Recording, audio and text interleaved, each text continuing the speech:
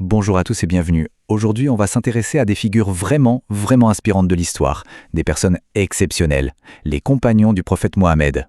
Alors pour commencer, j'ai une question. Qui sont les vrais héros? Spontanément, on pense peut-être à des stars de cinéma, à des sportifs de haut niveau. Mais si on y réfléchit bien, il y a des héros dont l'histoire, dont l'impact est tellement plus profond, tellement plus durable.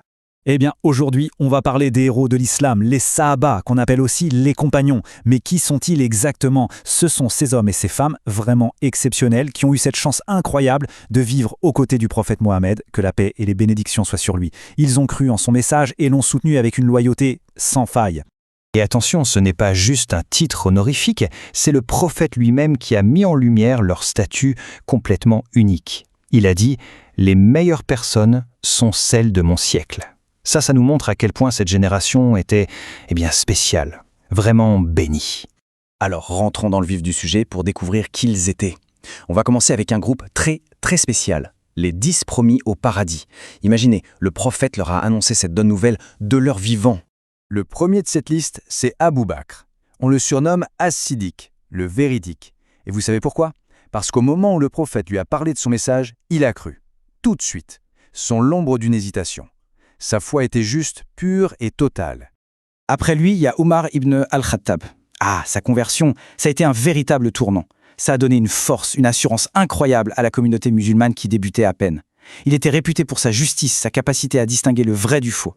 Et puis, on a Uthman ibn Affan. Lui, c'était l'incarnation de la générosité. On parle d'une générosité légendaire. Il n'hésitait pas à utiliser sa grande fortune pour aider la communauté. Pour donner une idée, il a financé une armée entière pour une expédition.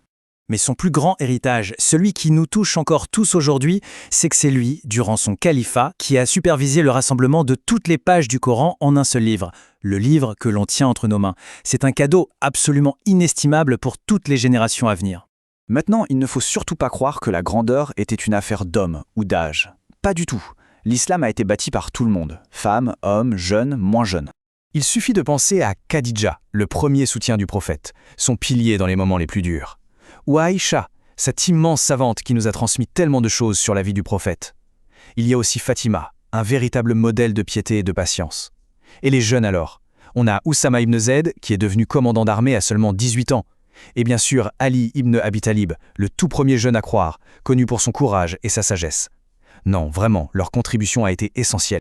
Bon, on a vu quelques noms, mais au fond, qu'est-ce qui les rendait si spéciaux? C'était quoi leur qualité? Et la vraie question, c'est qu'est-ce que ça peut nous apprendre, à nous, aujourd'hui?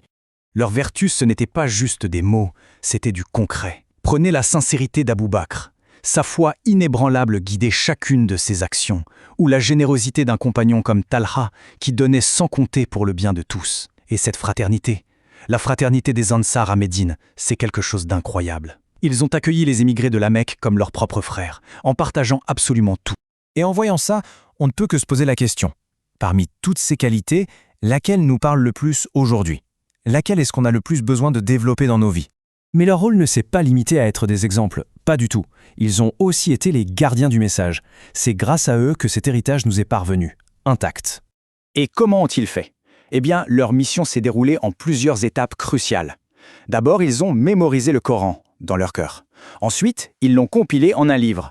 Après ça, ils ont transmis avec une rigueur incroyable la sunna, c'est-à-dire tout ce qui vient du prophète.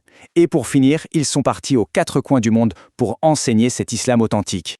Alors la question qui se pose maintenant, c'est comment faire pour honorer cet héritage? Comment peut-on, à notre échelle, suivre leurs pas?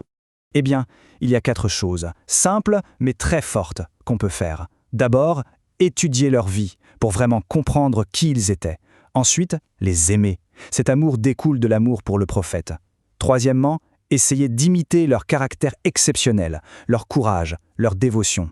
Et enfin, tout simplement, prier pour eux. Demander à Dieu de les récompenser pour tout ce qu'ils nous ont transmis. Et pour conclure, j'aimerais qu'on médite sur cette parole magnifique du prophète. Il a dit que ses compagnons étaient comme une sécurité pour sa communauté. Leur présence, c'était une garantie. Et aujourd'hui, leur exemple reste notre guide le plus sûr. Ils ne sont pas juste des personnages historiques. Ce sont nos étoiles, celles qui continuent encore et toujours d'éclairer notre chemin.